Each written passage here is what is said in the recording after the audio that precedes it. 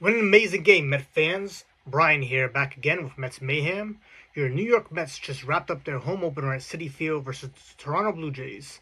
The Mets came into this afternoon's game with a 500 record in this early season at 3-3, while the Blue Jays came into the game with a record of 5-2. The Mets had a complete masterful showing, winning 5-0, moving their record to 4-3 while dropping the Blue Jays record to 5-3. There were so many positive things to talk about from this game, so let's jump right into it. Tyler Megill got the nod for the 2025 home opener, his second of his career. Tyler last pitched the Mets home opener in 2022 versus the Washington Nationals, picking up the win going 5 shutout innings, so he's shown that he's not fazed by the extra festivities. Megill opened the first inning getting back-to-back groundouts to Mark Vientos at third base for 2 quick outs. He then struck out the Blue Jays' big offensive addition in the offseason, in Anthony Santander. Kevin Gausman took the mound for the Blue Jays, and what's become a routine at Citi Field of singing along to Francisco Lindor's walk-up song of the Temptations' My Girl, Lindor jumped on the first pitch he saw for a line drive into left center field. Hustling out of the box, Lindor rounded first and slid into second, but was called out on the play. He immediately asked for the Mets to review, and after replays confirmed and the Mets officially challenged, was ruled safe as he had avoided former Mets Andres Gimenez's tag with a little swim action there.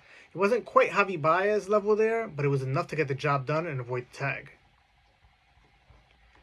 After the game, when asked about being aggressive both at swinging at the first pitch and stretching the single into a double, Lindor said several Mets players came to him before the game and asked him to set the tone for the team. Lindor took this to heart, and he certainly set the tone here. Juan Soto then popped up in his first regular season Citi Field at bat, which brought up Pete Alonso for the first at bat before the home crowd after an offseason where it wasn't certain if Pete was coming back. With Lindor in second and 1 out, Pete got into a 1-2 count before hitting a down and away 95-mile-per-hour fastball for a 2-run homer to right field. What I think is worth mentioning here is last year when Pete hit 34 home runs, only 5 were hit to center or right field. In 2025, Pete already has 3. Now, I'm not saying Pete should only go the other way, but him being more disciplined at the plate, not only his pitch selection, but utilizing the whole field and not trying to pull everything, will make him harder to get out. He'll hit for a higher average, and he'll be far more productive. So we have a 2-0 lead after the 1, and Megill goes back to work in the top of the second. He strikes out Andres Gimenez to start off the inning, gets Alejandro Kirk to ground out to Mark Vientos, before George Springer lined the ball just outside of a diving Jose Siri's reach for a triple. Now, Megill seemed to lose himself for a moment after that and then walked Will Wagner before getting third baseman Ernie Clement to swing at a 95-mile-per-hour fastball just above the letters and got under it for a pop-up to Alonso in foul territory. In the bottom of the second, Mark Vientos and Luis Torrens both flew out to George Springer for the first 2 outs of the inning, and Luis Angel Acuna, getting the start at second base today, popped out to Andres Gimenez for the 3rd out of the inning. In the top of the 3rd inning, Megill got leadoff man Alan Rodin out on a ground ball to Alonso, who tossed to Megill covering at first. Bo Bichette struck out looking on a sinker at the bottom of the strike zone. Vladimir Guerrero Jr. came up with no one on and 2 outs, and I'll always view that in my book as a win. No one's on base, 2 outs, perfect time for him to come up to the plate. Megill made a good pitch 1-0 down and away that Vladdy just lined into center field for a single. He then got Anthony Santander to pop up to an extremely busy Mark Vientos at third base to end the inning. The Mets went 3 up and 3 down in the bottom of the 3rd inning. Jose Siri flew out to right fielder Alan Rodin. Francisco Lindor grounded out to shortstop Bo Bichette. And Juan Soto hit a grounder to Vladdy, who tossed to Gausman for the 3rd out. The 4th inning was more the same, with both the Mets and Blue Jays going 3 up and 3 down. In fact, it's the same thing for the 5th inning.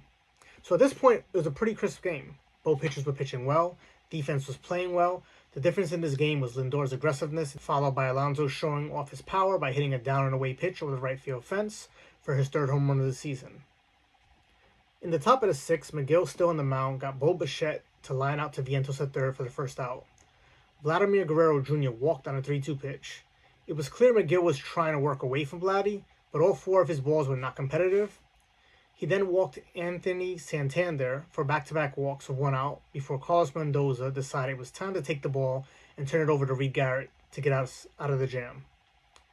Reed struck out Andres Gimenez for the 2nd out, but was charged with a wild pitch on a ball in the dirt, allowing Vladdy and Anthony Santander to move up 2nd and 3rd. So, with the tying run on second base with 2 outs, Alejandro Kirk came to the plate, and Reed worked him away the first 3 pitches to get to 1-2 before coming down and in on a nasty splitter to strike him out to end the threat in the inning. In the bottom of the 6th, Jose Siri flew out to deep center field before Kevin Gausman walked Francisco Lindor on 4 pitches. Gausman was pulled to bring in the lefty Mason Fluharty to face Juan Soto. After starting Juan with a cutter away out of the strike zone, Mason left a sweeper over the heart of the plate. Juan laced it into right field corner for a double. He scored Francisco Lindor, giving the Mets a 3-0 lead. The Jays decided to intentionally walk Alonso and had the lefty face Brandon Nimmo at this point, but Nimmo jumped on the first pitch that sat middle in and again got way too much of the plate, and he scorched it into right field for his own double, scoring Soto and giving the Mets a 4-0 lead. The Blue Jays then pulled Fluharty and brought on former Met Jacob Barnes to face Sterling Marte.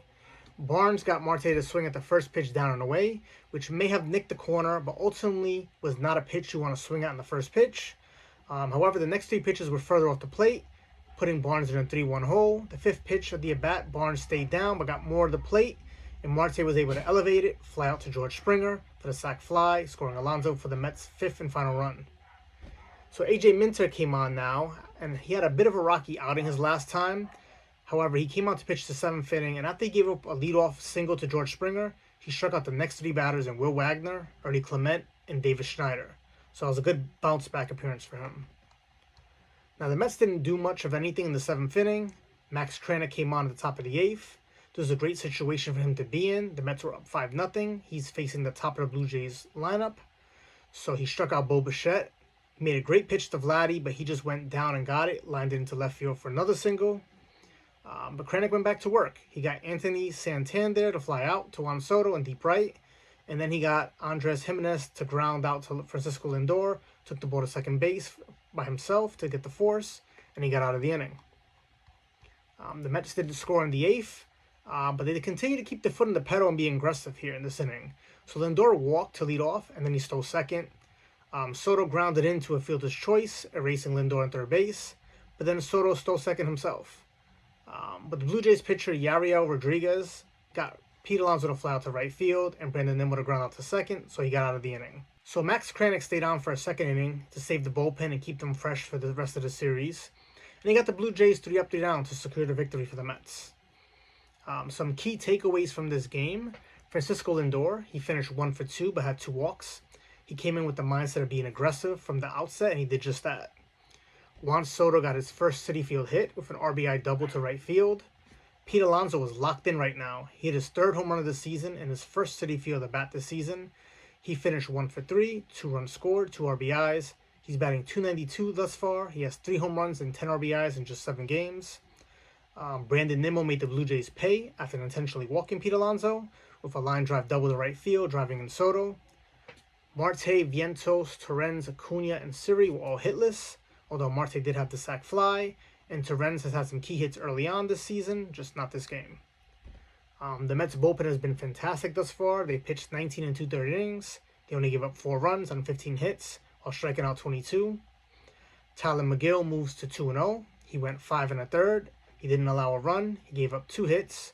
He walked 3 and struck out 4. It was a good start. After the game, his comments were of the effect that he felt he pitched well, but wasn't happy with some of the moments in the game, and he knows that he can and he will pitch better. So I love that attitude, and I agree with that assessment. That's why I mentioned him in a prior video, that he was my pick for breakout pitcher this season, similar to what David Peterson was last year. He has the physique and the ability. He just has downright nasty stuff. He just needs to fully learn how to pitch and utilize that stuff. So I'm not saying he's going to be just like him, but it's similar to how it took Zach Wheeler some time to get things together. But it was obvious that he had the talent to be the kind of pitcher he is now, and that is one of the best pitchers in the game.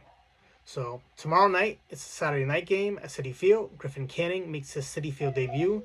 He's going up against former Met Chris Bassett for the Blue Jays. Game time is set for 7:10 p.m. Eastern, and I'll be back after the game to provide the recap. Until then, Met fans, let's go Mets.